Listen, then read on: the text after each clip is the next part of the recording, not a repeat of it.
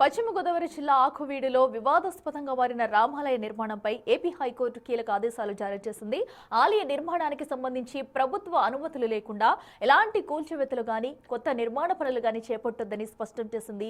ఈ వ్యవహారంపై దాఖలైన లంచ్ మోషన్ పిటిషన్ను విచారించిన ధర్మాసనం ఏ మతపరమైన కట్టడాలకైనా కలెక్టర్, మున్సిపల్ కమిషనర్ అనుమతులు తప్పనిసరి అని పేర్కొంటూ తదుపరి విచారణను 4 వారాలకు వాయిదా వేసింది.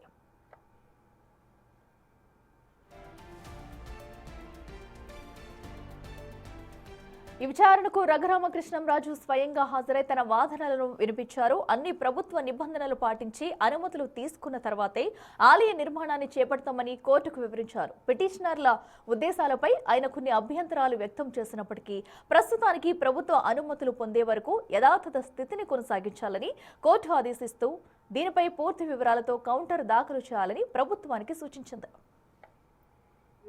చాలా స్పష్టంగా ఈ అనుమతులు లేకుండా ఎటువంటి నిర్మాణాలు చేయటానికి వీల్లేదు అని చెప్పి వాదన వినిపించారు.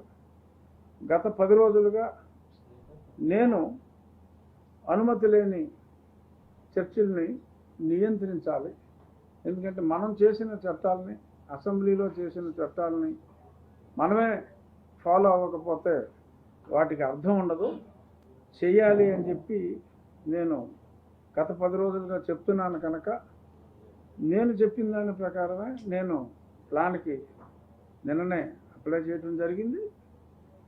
ఇప్పుడు శ్రావణ్ గారు కూడా అదే చెప్పారు. నేను మాట్లాడుతూ కోర్టులో అటు సైడు ఆర్గ్యుమెంట్స్కి, ఎందుకంటే అది ఫైల్ చేసింది ఎవరంటే 3 వ్యక్తులు, ఎటువంటి స్టే ఇవ్వలేదు, మేమే అండర్టేకింగ్ ఇస్తాం ప్రభుత్వం తరఫున, ఎటువంటి అనుమతులు లేకుండా అక్కడ ఎటువంటి నిర్మాణాలు చేపట్టడం జరగదు అని చాలా స్పష్టంగా న్యాయవాదులు, ప్రభుత్వ న్యాయవాదులు పేర్కొన్నారు. నేను కూడా ప్రజాప్రతినిధిగా అదే విషయాన్ని, ఎందుకంటే చట్టాన్ని పరిరక్షించవలసిన బాధ్యత ప్రజాప్రతినిధుల మీద ఉంది కనుక ఒక లోకల్ ప్రజాప్రతినిధిగా తూచా తప్పకుండా ఆ చట్టంలో ఉన్నదాన్ని ఏదైతే నిర్దేశించిందో అది ఫాలో అయ్యేలాగా చూడవలసిన బాధ్యత మా మీద ఉంది. అలాగే ఇతరులు ఎవరైనా అటువంటి కార్యక్రమాలు చేస్తుంటే, అనుమతి లేకుండా నడుపుతూ ఉంటే వాటిని కూడా నియంత్రించవలసిన బాధ్యత, అంటే అధికారులది బాధ్యత అయినప్పటికీ అధికారుల దృష్టికి తీసుకెళ్ళమని ప్రజలందరూ మాకు తెలియజేస్తున్నారు. కాబట్టి ప్రజల తరఫున అధికారులకి దృష్టికి అది తీసుకెళ్ళి అటువంటి అక్రమ నిర్మాణాలని ఖచ్చితంగా తొలగించాలి. ముందు సరే ఏదైనా స్ట్రక్చర్ కట్టుకుంటే ఇప్పుడు ఇళ్ళ మధ్యకి వచ్చి అద్దెకి తీసుకుని ఎలాగా మార్చుకుంటున్నారు ప్రార్థనా మందిరాలుగా. సో అటువంటివి మా ఆకువీడులోనే మనం చూస్తే, ఆకువీడు మండలం అంతండి చిన్నది, అనుమతి లేనివి 113 ఉన్నాయి.